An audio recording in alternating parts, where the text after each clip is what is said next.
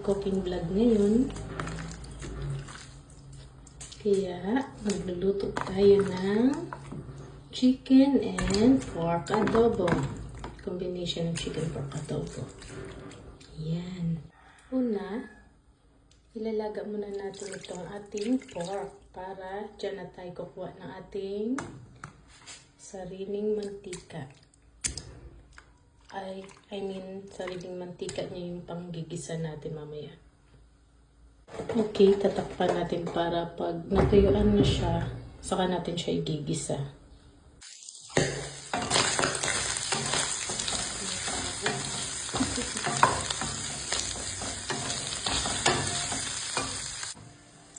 Gigisayin na natin ang ating sibuyas, bawang.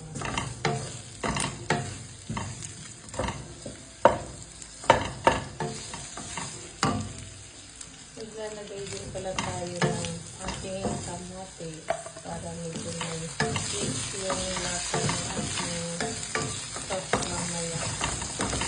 Ang ating chicken and pork adobo. Gisayin muna natin bago natin ilagay ng ating pork ay ating chicken. Okay. So, ngayon, nag-aroma na ng ating gisa. Okay, pagkatapos na natin gisa, lalagay na natin ang ating chicken.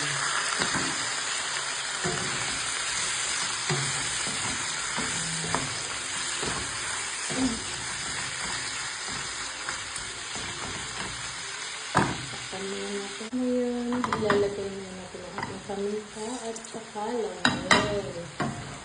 Haluin natin. Haluin pa lang natin ito para malasa siya. Malasa agad sa ating karne. Lalagyan natin ito. Seasoning pang palasa ko.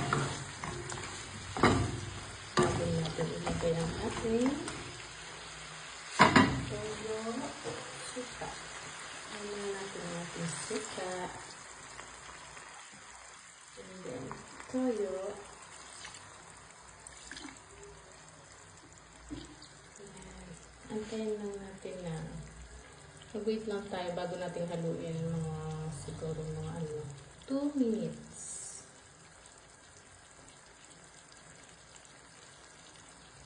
Okay, after 2 to 3 minutes natin, pag-antay bago haluin.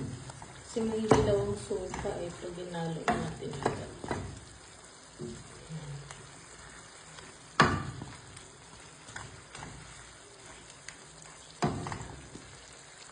Dagdagan natin ng kunting tubig.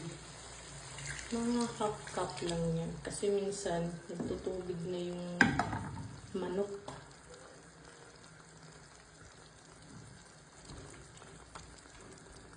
Okay, takpan natin. Takpan muna natin ng 5 to 10 minutes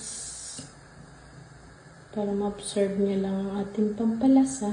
So, puro basic ingredients lang yan guys yung nilagay ko dyan sa aking adobo. Pero ito talagang aking pinaka-secret recipe, ang honey. Kayo ba? Naglalagay din ng honey sa inyong adobo?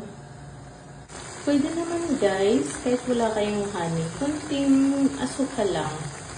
Yung medyo may twist lang na tamis yung adobo. Kasi iba talaga yung medyo may tamis-tamis siya konti. Para sa akin lang hindi nakakaumay. Yan, yun guys. Try nyo rin yan. Tansya-tansya lang tayo guys ha. Wala akong exact amount talaga sa mga pampalasa ko. Kasi minsan, hindi naman natin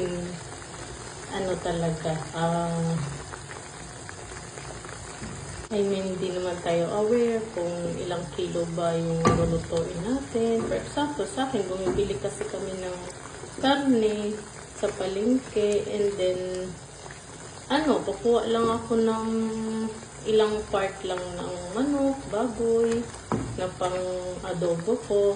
And then, yung matitira, ibang recipe naman. Kaya hindi ko rin tansya kung ilang kilo. Kaya, yun, mag-a-adjust ka na lang sa pampalasa. Tansya-tansya lang kung ilang amount ng suka tsaka ito ilalagay mo. May kanya-kanya naman tayo, guys.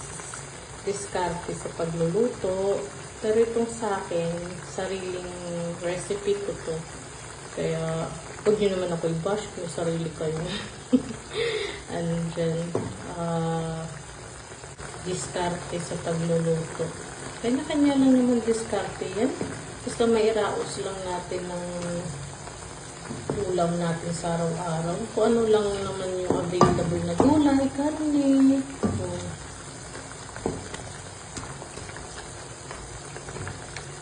Dadaan na lang natin sa diskarte para may pang-ulam tayo sa ating pamilya, sa araw-araw, makaraos lang sa pang-ulam. Yan talagang nagugustuhan ko, guys, pag naglalagay ako ng honey.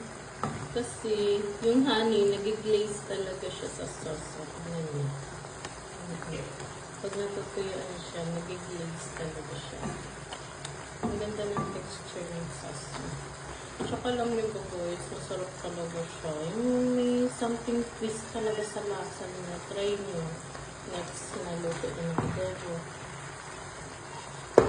Kasi yung honey namin sarap, hindi naman gagamit.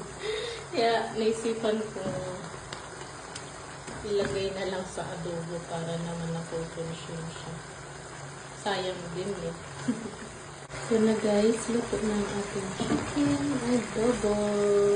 Ready to serve. Ready to serve ng ating chicken and pork adobo. That's it, guys.